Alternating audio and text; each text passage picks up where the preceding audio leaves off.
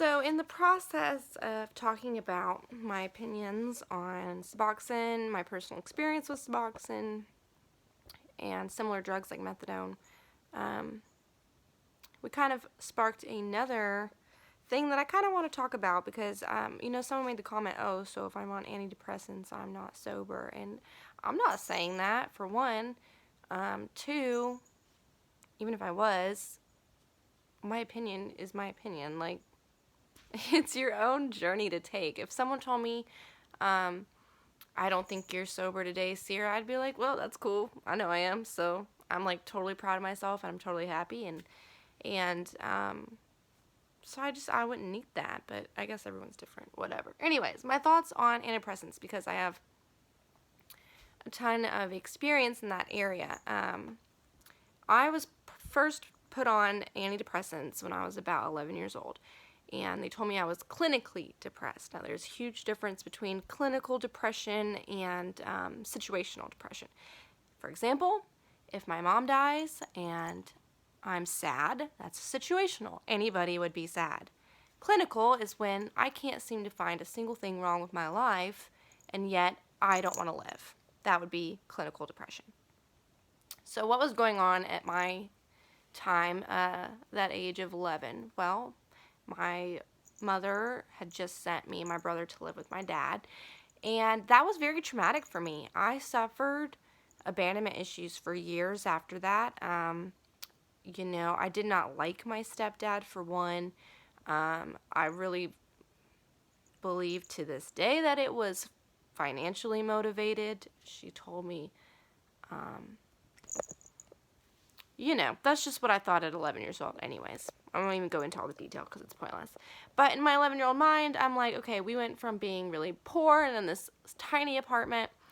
We finally get a house, and I'm like, okay, things are looking up. But then my mom meets someone who has a significant amount of money, and it's sayonara kids. I'm moving into his ginormous house in Franklin. So that really hurt me. I started cutting myself, and they told me I was clinically depressed. Put me on these drugs. Shortly after is when I started drinking.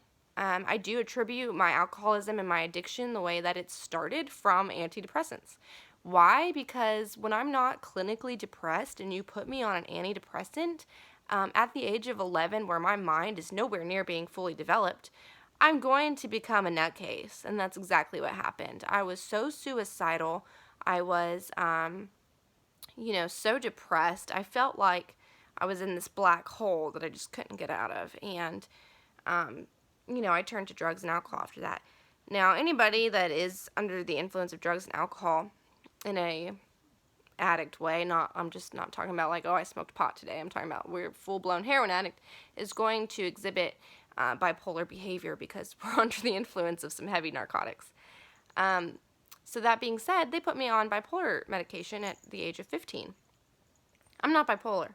I'm not. When I went to long-term treatment, they actually did not allow any psychotherapy drugs, and I was very nervous because I at that point had been on them for 10 years. I'm like, what is this going to do to me? So I got off all of them to go to treatment. I went through my treatment. My cat will not stop attacking me. He got his freaking hair on my face. Anyway, I lost my train of thought because of him. So, yeah. Okay, so I cut off the meds, went through my recovery, went through the 12 steps, was sober for my first about 18 months. My dad was dying of cancer, and again, situational depression. I was in shock. I was grieving. I was also going through a breakup with my fiance at the time, who was the love of my life because he chose to go use narcotics behind my back, and to save my life, I had to obviously run away from him. So I was experiencing a lot of situational depression again, and I allowed people to convince me that I needed to go back onto antidepressants. So about 2 years clean, a little bit before 2 years clean, I went back onto antidepressants. Pretty quickly, I noticed, because now I'm sober, and this is the first time I had been on antidepressants and bipolar medication in a completely sober state without drugs and alcohol. because you hear people all the time, well, if you're on drugs and alcohol, you don't really know if it's working for you or not. Well, here's my evidence. Pretty immediately, I couldn't sleep, so they'd add in a sleeping pill. Not a narcotic, but still. They put me on Seroquel, which is pretty common for drug addicts for sleeping, but it made me freaking nuts. I couldn't control any emotion, whether it was anger. If the littlest thing made me angry, I was explosive. I was breaking things. I was going absolutely crazy. If I was sad, then it was to the extreme. It's never going to get any better. I shouldn't even be alive. I don't know why I'm even trying. I might as well just kill myself. It was every emotion that I was feeling was so extreme. Everything was impulsive. And it all came down to a boiling point where I couldn't even control my temper in a juvenile court proceeding for my son. And I exploded. I snapped. And it was that, after that, I went to jail for contempt of court for 10 days. And that was, 3 years clean going to jail. That was a big wake-up moment for me to say, okay, clearly, I don't need to be on these drugs. I took that 10-day opportunity in jail as a detox, and honestly, I knew this was coming because my higher power had told me repeatedly to get off of these drugs, but I was too afraid that if the court said, oh, she's bipolar, but she's not taking medication, we can't give her child back, what would they do then? So I stayed on them, and I ignored what my higher power was telling me, and look what it did. Bit me in the butt. So I took that 10 days as a God doing for me what I could not do for myself and would not do for myself. Refused all my medications, came off them, and I haven't been back on since. Obviously, there was an adjustment period where, because I had been on these drugs again, I was feeling anxious when I got off. But I just pushed through that adjustment period, and I still struggle with, connecting to my higher power at times, because that's just normal. Things like sin get in the way, things like ego, self, putting myself before God, thinking that I'm in control, all of those things. But nothing like the numbness that I felt when I was on those prescriptions, because when I was in my early sobriety, I had people said I had a direct line to God, and that's what it felt like. I was extremely connected to my higher power, and that completely stopped the minute I got back on to antidepressants and bipolar medication. And since then, it's gotten much better. It's gotten a lot better. I'm still struggling because I've been through just normal feelings of being... I feel like when we lose loved ones, we go through a period where we're angry at God. Like, why did you not save him? Why didn't you heal him? And we pretend that, we know what's best. Clearly, I don't have an explanation for that. But if God chose to take him home versus leaving him here and healing him, then there is obviously a significant reason that I'm not going to understand there, but I have to accept. And so going through just normal things that can kind of hinder my spiritual connection. All of that to say, this is my experience with antidepressants. I understand that there are people who are clinically depressed. There are people who are clinically bipolar. There are people who are schizophrenic, that have legitimate mental disorders. That I completely get. And I wouldn't recommend that somebody come off of those prescriptions without really consulting a doctor. But the thing is, in my experience, is that I was a little girl going through something very traumatic. And then I was someone dealing with a drug addiction. And instead of addressing the underneath problems, the abandonment, the feeling that I wasn't worthy of being loved because my mom left me, all of those under-rooted issues was why I was acting out the way I was acting out. It wasn't a clinical, in my case, situation. And I think that they do this a lot to addicts. They just overprescribe these pills. And it's like, okay, first we're going to give you something for anxiety. Well, now I'm on this anxiety med, I'm depressed. Okay, let's put you on something for depression. Okay, now I'm on both of these and I can't sleep. Okay, well, we'll just give you a sleeping pill. And they just pile them on and pile them on and pile them on.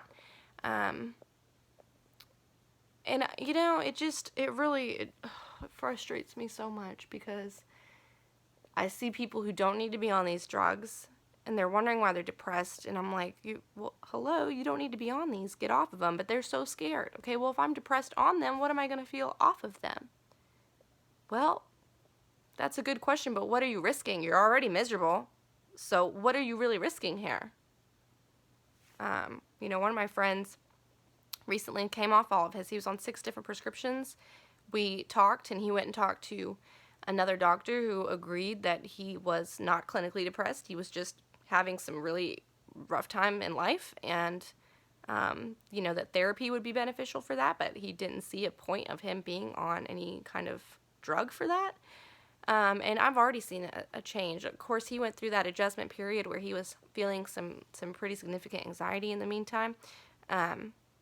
But he's been working harder. He's been having more, fun when he's spending time with his kids, et cetera, et cetera. But just to say that if you're on antidepressants, I don't think that you're not sober by any means. I just think that there comes a time when a lot of us need to ask ourselves, am I clinically depressed, or have I just been situationally depressed and struggling with addiction? Because if you're the second part of that, then it would be, I think, wise to look at getting off of those meds. If you're someone who was clinically depressed, clinically bipolar, and you use drugs because your medication wasn't working, then that's something that you have to look at. Okay, well, how am I doing now that I'm not on drugs and alcohol? How are my medications doing for me now? And if the answer is great, then great. Stay on them. Stay with what works. Keep checking in with your doctor and mix it with 12-step work and, therapy. All of that will be beneficial. But for me, I just wanted to share this because, it's honestly something I really feel heavy led me to use alcohol and drugs in the first place, and everything happens for a reason, I guess. I'm not going to look back and be like, what would my life be like today if it hadn't happened? Because that would just be pointless, because this is my life today, and I'm going to do with it whatever God allows me to. But that's all I got, and if you have any comments or just want to ask me more about, because like I said, I was on these drugs for 10 solid years, and then again for almost a year in recovery. So I've been on both sides of this, and you have a lot of experience coming off of them, what it's like getting back on them after that, after you've been off of them for 18 months, and yeah. Anyways, that's all I got.